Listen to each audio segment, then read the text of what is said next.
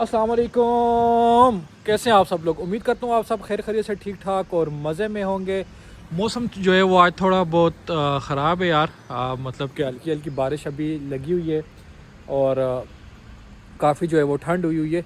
तो यार आज की वीडियो को हम लोग कंटिन्यू करते हैं। मतलब कल की ही वीडियो थी, उसको आज हम लोग कंटिन्यू करेंगे कि आगे क्या हुआ, स्कैम वगैरह और किस तरह सारा कुछ मेरे साथ जो है वो चीज़ें हुई, मेरे से हुआ और सारा कुछ ईच एंड एवरीथिंग मेरे साथ हुई। जिन लोगों ने मेरा कल का व्लॉग नहीं देखा, डिस्क्रिप्शन में मैं उसका लिंक दे दूंगा, आप लोग मेरा कल का व्लॉग देख लीजिएगा। फिर आप लोगों को फुल स्टोरी जो है वो समझ आएगी कि क्या चीज़ कैसे स्टार्ट हुई और कैसे जाके ख़त्म हुई, क्या स्कैम हुआ उसमें और क्या ईच एंड एवरीथिंग, वो आप लोगों को तब समझ आएगी।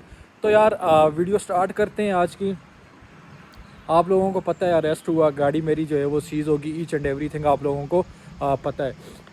तो उसके बाद फिर भाई क्या हुआ कि जब मैंने इन्फॉर्मेशन वगैरह ली, जैसे कि मैंने पहले बताया था, तो उन्होंने मुझे कहा कि भाई आप लोगों ने इंश्योरेंस करवानी और ईच एंड एवरीथिंग करा के आपने कोई लाइसेंस होल्डर हो जो यूके का हो, आपने उसको लेके आना है, आपने फिर अपनी गाड़ी को रिलीज़ करवाना है।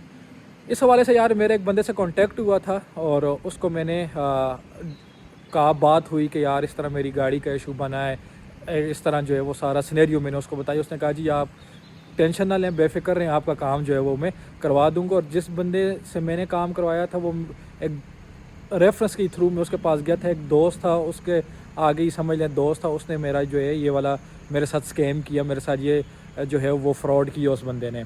तो वो मेरी वीडियो अगर देख रहा है वो इंसान जिसने मेरे साथ फ्रॉड किया, स्कैम किया, तो उस तक मेरी यही रिक्वेस्ट है और उसको मैं यही कहना चाहूँगा कि यार किसी की ज़िंदगी के साथ जो है वो बराए मेहरबानी आप चंद पैसों की खातिर किसी की ज़िंदगी के साथ ना खेलें, क्योंकि किसी की ज़िंदगी तबाह हो सकती है आपके चंद पैसों की लालच की वजह से।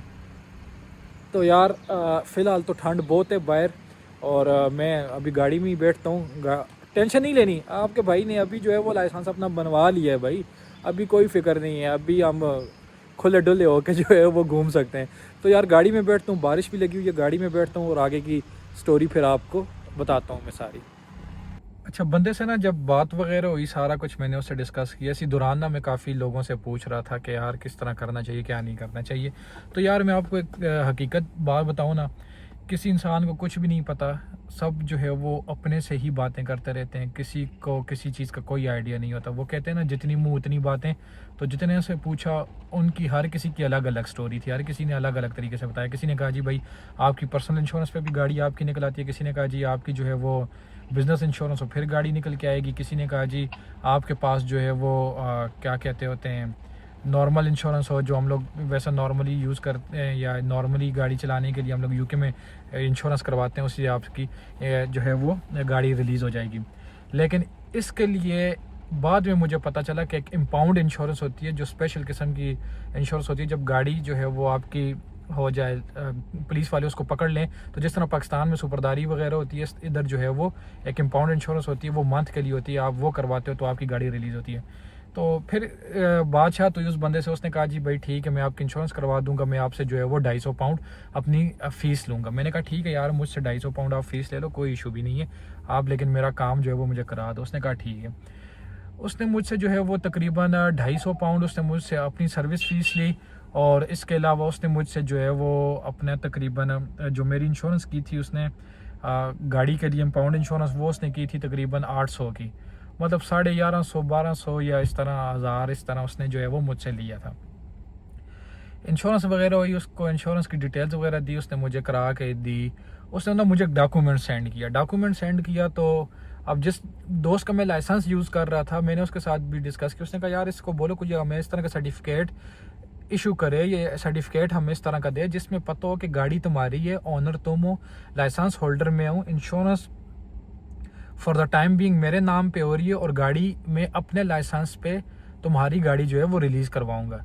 तो मैंने जब उस बंदे से बात की जिसने मुझे मेरे इंश्योरेंस करवा के दी, उसने कहा जी कोई इशू भी नहीं है, ये रेफरेंस नंबर उसने मुझे दिया था, ये रेफरेंस नंबर है, आप जाएंगे, आप जो है वो पुलिस स्टेशन में उनको दिखाएंगे, वो आपको जो है वो खुद ही वेरीफाई करके आपको गाड़ी आपकी दे देंगे।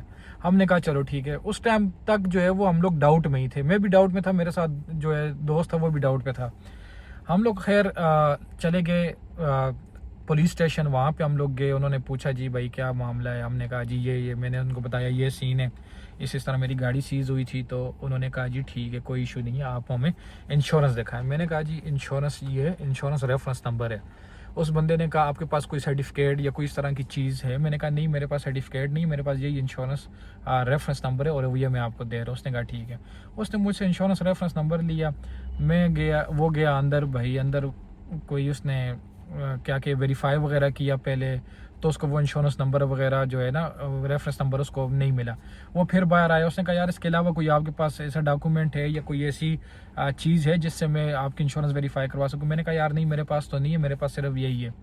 वो फिर अंदर गया अपना, उसने आई थिंक इंश्योरेंस कंपनी को देन फिर कॉल की, उसने उनसे वेरीफाई किया। जब उसने इंश्योरेंस कंपनी को कॉल की ना, तो मेन जो मसला फिर बना ना वो यहाँ से बना। उसने कहा जी फलां बंदे के नाम पे आपके पास इंश्योरेंस रजिस्टर हुई है गाड़ी के लिए। आगे से कंपनी ने कहा नहीं भाई, इस नाम के किसी बंदे की कोई इंश्योरेंस डिटेल्स हमारे पास नहीं है, कोई इंश्योरेंस हमसे किसी बंदे ने परचेज नहीं की। अब वो पुलिस वाला जिस टाइम बाहर आया ना भाई, सही गुस्से में था वो। उसने आते साथ ही ना कहा you are doing a fraud, you are making a forgery documents. मैं कहा व्हाट आर यू सेइंग? उसने आगे से कहा भाई आप जो है वो फ्रॉड कर रहे हो हमारे साथ, आप जो है मैं जो है वो 2 नंबर डॉक्यूमेंट्स बना के आप दे रहे हो। मैंने इंश्योरेंस कंपनी को कॉल की, पहले मैंने चेक किया डेटाबेस में, मेरे पास कोई रिकॉर्ड नहीं आ रहा था। फिर मैंने इंश्योरेंस कंपनी को कॉल की, इंश्योरेंस कंपनी ने मुझे जो है वो कहा नहीं इस तरह का किसी बंदे के हमारे पास कोई रेफरेंस नंबर नहीं है, किसी की कोई इंश्योरेंस नहीं है, किसी ने कोई हमसे गाड़ी इंश्योर्ड नहीं करवाई। तो कहते भाई अब आपके ऊपर जो, अब मैं आपको जो है वो अरेस्ट करूंगा, आप फ्रॉड कर रहे हो, आपने जो है वो हमें जो है वो मिसगाइड किया, आप हमारे साथ फ्रॉड कर रहे हो, आपने फॉर्जरी डॉक्यूमेंट्स बनाए और आपने हमें जो है वो दिया है। भाई वहाँ पे यकीन माने जिस टाइम ये सुना ना, वहाँ तो लेने के देने पड़ गए। मैंने कहा भाई, दोस्त ने भी कहा हम आए किस काम के थे लिए थे और हमसे काम क्या हो गया। बहरहाल यार उधर उसको उस टाइम बताया, उसको सारी स्टोरी बताई कि यार इस तरह गाड़ी होगी थी, मैं एक इंटरनेशनल स्टूडेंट हूँ, मुझे नहीं पता यहाँ के रूल्स रेगुलेशंस का, यहाँ के जो है वो क्या प्रोसेस है, प्रोसीजर्स अडॉप्ट करने हैं, मुझे कुछ भी नहीं पता। तो लिहाजा मैंने एक ब्रोकर से बात की थी, एक ब्रोकर के थ्रू मैंने ये इंश्योरेंस करवाई थी। और आई डोंट नो कि उसने मुझे इंश्योरेंस फेक करके दिया, जेन्युइन करके दिया। मैंने हालांकि उसको कहा था कि भाई मुझे डॉक्यूमेंट या सर्टिफिकेट दो जिसमें मेरी डिटेल्स हो, मेरे साथ मेरे दोस्त की डिटेल्स हो कि वो लाइसेंस होल्डर है, मैं गाड़ी का ओनर हूँ। तो उसने मुझे यही कहा नहीं, वो जब आप जाएंगे पुलिस स्टेशन आप उनको देंगे, उनके पास सारी डिटेल्स आ जाएंगी, आपको किसी चीज़ की ज़रूरत नहीं है। तो मैंने कहा यार इस तरह का यह सीन था। बहरहाल उस बंदे की वहाँ पे हम लोगों ने थोड़ी सी रिक्वेस्ट वगैरह की, थोड़ी सी उससे बात की, शुक्र अल्हम्दुलिल्लाह वो बात हमारी समझा और उस बंदे ने फिर हमें वार्न किया, उसने भी हमें वार्न किया कि भाई आइंदा अगर इस तरह का काम किया, ठीक है मुझे लग रहा है तुम लोगों की बातों से कि तुम लोग जो है वो झूठ नहीं कह रहे हो, तुम लोगों का फॉल्ट नहीं है, तुम लोगों के साथ किसी ने जो है वो फ्रॉड किया, तुम लोगों के साथ स्कैम किया उसने। तो मुझे लग रहा है कि भाई तुम लोगों का इसमें कोई भी इस तरह का इंटेंशंस नहीं थी, रॉन्ग इंटेंशंस नहीं थी। तो लिहाजा मैं तुम लोगों का वार्निंग दे रहा हूँ, लेकिन आइंदा इस तरह की हरकत नहीं करना, या आइंदा इस तरह के काम से पहले उस चीज़ को 100 दफ़ा वेरीफाई करना।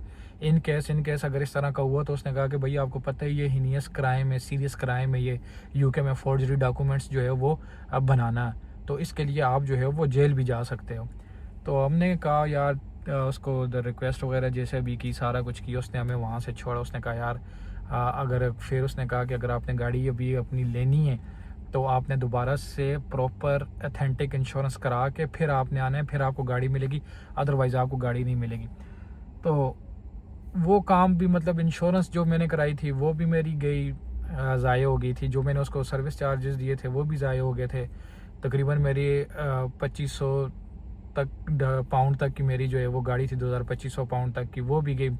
तकरीबन इस 2-3 दिनों में ना, 4 दिनों में मेरा इंक्लूडिंग जो मेरी गाड़ी वो लेके गए थे रिकवरी पे, वो जो मेरी गाड़ी वहाँ पे पार्क थी उनके यार्ड में, उसकी पार्किंग भी पे करके तकरीबन कोई पाकिस्तानी अगर इन कन्वर्ट में PKR करें तो तकरीबन 4 से 5 दिनों में मेरा 15 से 17 लाख रुपया तकरीबन जो है इस काम में लग गया था।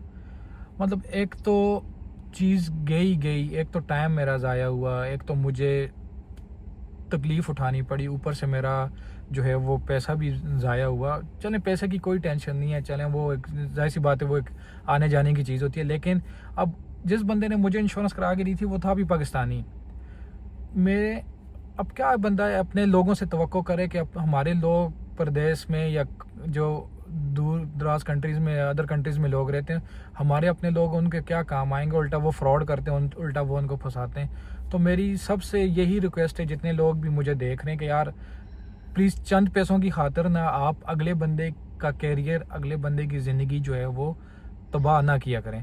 अगर एटलीस्ट अगर वो मेरे ऊपर वहाँ पे अगर कोई भी मेरे ऊपर क्रिमिनल केस बना लेता, मेरा कोई रिकॉर्ड में आ जाता, मेरा यूके में रहना मुश्किल, मेरा फ्यूचर बर्बाद, मेरी लाइफ बर्बाद, मैं यहाँ पे कुछ भी नहीं कर सकता था। मैं लिटरली यहाँ पे मैं बिल्कुल एक ज़ीरो हो जाता है ना बंदा, है बिल्कुल मैं यहाँ पे ज़ीरो हो जाता, मैं कुछ भी नहीं कर सकता था। क्या उसके कुछ पैसों की खातिर उसने अपनी जेब भरने के लिए मेरी ज़िंदगी का जो है वो फालूदा बनाना था, और अल्लाह का शुक्र है कि वो बना नहीं। अल्लाह का लाख लाख शुक्र है कि मैं उसमें से निकल गया, बच गया। लेकिन उसकी अपनी लालच में उसने मेरा काम कर दिया था। तो ये स्टोरी थी यार, ये सारी चीज़ें मेरे साथ चल रही थी जिसकी वजह से मैं व्लॉग वगैरह नहीं बना पा रहा था।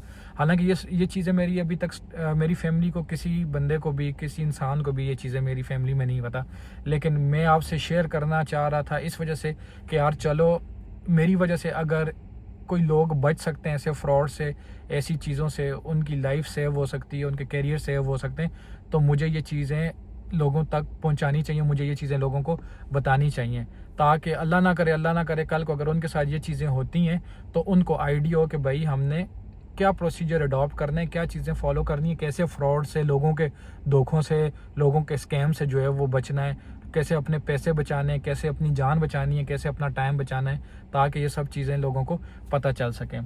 तो ये थी यार कुछ इन्फॉर्मेशन जो मेरे साथ गुजरा, और लिटरली इसमें A to Z सब मैंने आपको सच बताया, इसमें 1% भी मैंने जो है वो अपने से कोई चीज़ ऐड नहीं की। एज इट इज़ वही चीज़ बताई आपको जो मैंने फेस की, जो मुझे एक्सपीरियंस हुआ, वही चीज़ मैंने बताई। इसलिए बताई ताकि आप इन चीज़ों को अगर फेस करो, अल्लाह ना करे कभी लाइफ में, तो आपको पता हो कि भाई आप लोगों ने क्या करना है, क्या नहीं करना। तो यार आज की वीडियो में यहाँ पे ये ख़त्म करता हूँ। होप्स हो कि मेरी ये इन्फॉर्मेशन आप लोगों के काम आएगी। मेरी इस इन्फॉर्मेशन से आप लोगों को, मेरे इस एक्सपीरियंस से एटलीस्ट आप लोगों को जो है वो फ़ायदा होगा। तो आपके कोई जानने वाले, आपके कोई रिलेटिव्स अगर आउट ऑफ कंट्रीज़ रहते हैं तो उनके साथ ये वीडियो लाजमी जो है वो शेयर कीजिएगा, ताकि उनको भी जो है वो इन्फॉर्मेशन हो कि उन्होंने ऐसे प्रोसीजर में या ऐसे सर्कमस्टांसिस में क्या प्रोसीजर अडॉप्ट करना है और कैसे अपने आप को जो है वो बचाना है। तो आज की वीडियो यहाँ पे ख़त्म करता हूँ। होप्स हो कि आप लोगों को ये वीडियो मेरी फ़ायदा देगी। इंशाल्लाह मिलते हैं कल एक नई वीडियो के साथ, नए व्लॉग के साथ। अब टेंशन नहीं लेनी, अब व्लॉग इंशाल्लाह रेगुलर आया करेंगे। तब तक के लिए मुझे अपनी दुआओं में याद रखिएगा। अल्लाह हाफिज़।